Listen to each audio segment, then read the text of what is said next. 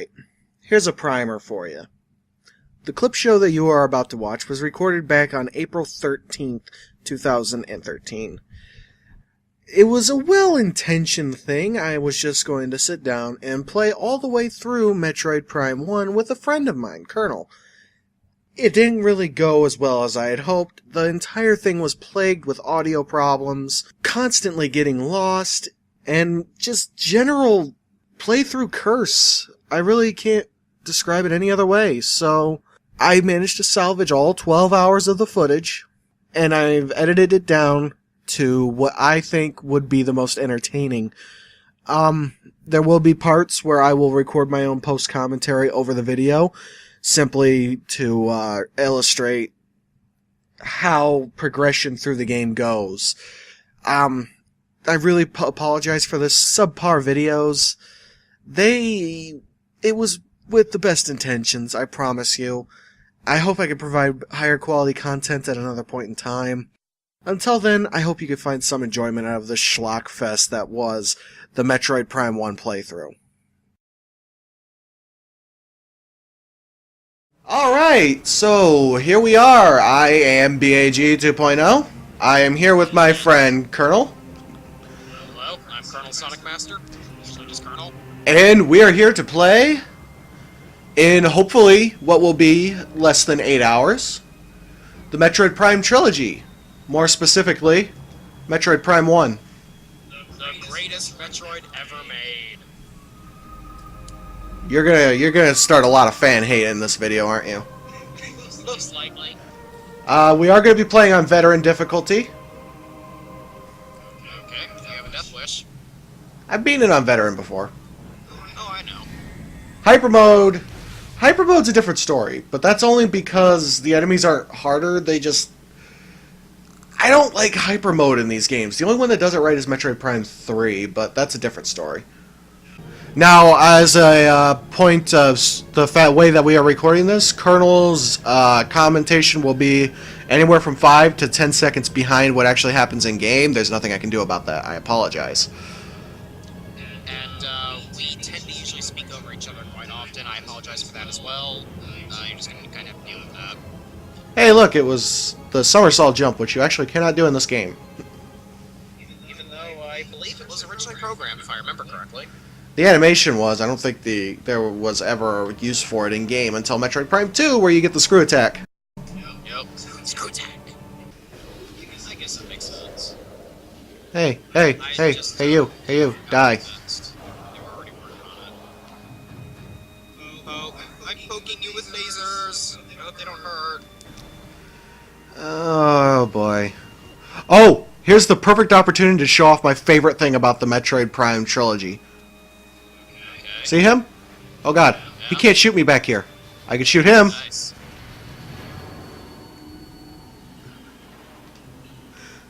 That's great. Oh, shit. Yep. Well, that's broken. I don't think that they took that into account. No, I don't think they did either. You know, I really like the nice contrast between the dark corridors and the bright blue force fields. Now, is this game... I don't remember. Did they do anything to it graphically? Not really. They did change it. Oh, you know what? Screw you. They changed some textures, yes. Right. Nothing major, though. I think really what they did was just res them up. Okay. So, what's the Space Pirate tech using Morphball tech, which is something they did not have access to? It's because shut up. Ah, yes, the Parasite Queen. Spoiler alert. Oh, wait, no, not really. Well, it's all spoiler alerts for you. You're behind. Hi, Ridley! I haven't seen you since the last game. I think at this point it would be the second time, I believe? Maybe third? Timeline-wise, well, I would say this would definitely be her second encounter, third encounter if you count Zero Mission's second encounter.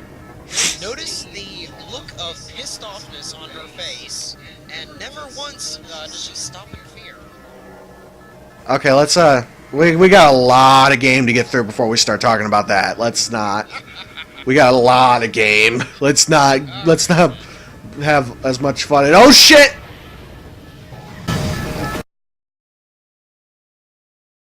And for some reason, that broke her power suit. Yep. That one thing, not getting blasted by the Parasite Queen, that was fine. Not landing on the frigate after jumping out of her ship from a much higher height, that was fine. No, that was what... Wait, where's the exit? Oh, there it is. Anyway, Samus was apparently tracking Ridley through the atmosphere and lost track of him, so... We came to this planet for the sole purpose of finding and beating the ever-loving shit out of Ridley. Because that's what Samus does. Oh, that's right, your ship doesn't get damaged in this one. That's a... Yeah, she could leave at any time. She just wants to stay. This isn't Echoes, where... I swear, the only reason that they made it so that your ship was damaged in Echoes was for the fact that, well, everybody would not want to keep playing the game. Anyway, here we are on Talon 4, on the Talon Overworld. Look up to the rain, because that's always really fun to do. I always love doing that. I like that the rain actually does go onto your visor. This was impressive. It still is. What the fuck are you talking about? Well, now I can almost count the polygons, but this was impressive to everybody at one point. This is probably the coolest looking version of the default power suit I've ever seen. It's only appeared maybe about 3 times, and yeah, this one does look really good. Actually, wait, did it appear in Other M, or was she always in the Various? Her regular power suit looked like the Various suit painted yellow in Other M. It wouldn't be a Metroid game without elevators. Right, always. And they make a pretty decent loading screen, I have to admit. And this time, it's actual elevators rather than holograms, like it is every other time, almost. Alright. Because holograms are solid for some reason in the Metroid universe. And here we are at the Chozo Ruins, which I thought there was a cutscene right there, but I just remembered it's actually after the next door. And these are the Chozo Ruins, probably one of the coolest looking desert environments I've ever seen in a video game. Yeah, like I said, I just didn't like the place as a kid, but Oh, trust me, I still don't like it, but I only don't like it after a certain point in the game. Also, lots of beetles. Yes, lots of beetles. And you could also go hunting if you wish. It's completely pointless, but it's still kind of funny. We don't need no stinking lock-on. We have motion controls!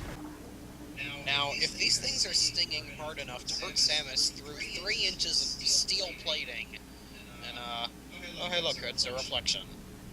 That was impressive for a while. That is a very low-res reflection. Mm-hmm. Oh. But it was impressive years ago. For the GameCube, it definitely was. For other games, not so much. Oh well. Ah, yes, this room. Oh yeah. Oh, I hated this room. As a little kid, so did I. And you realize it's really not all that hard. And it's got one of the best boss themes of the whole game.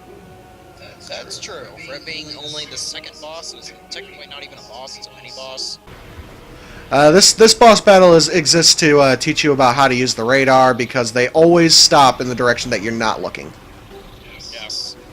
And, as a kid, I honestly never really used the radar that much, but then I realized just how freaking useful it was. Oh wow, I have low energy already. Yes, you do. Okay, this might be harder than I anticipated. First death. I'm gonna keep a tally of that just because I can. You know, this game over screen when I was very young gave me nightmares. Oh yeah. It was one of the very few game over screens that ever actually got to me. Yes, I would like to continue from my last save.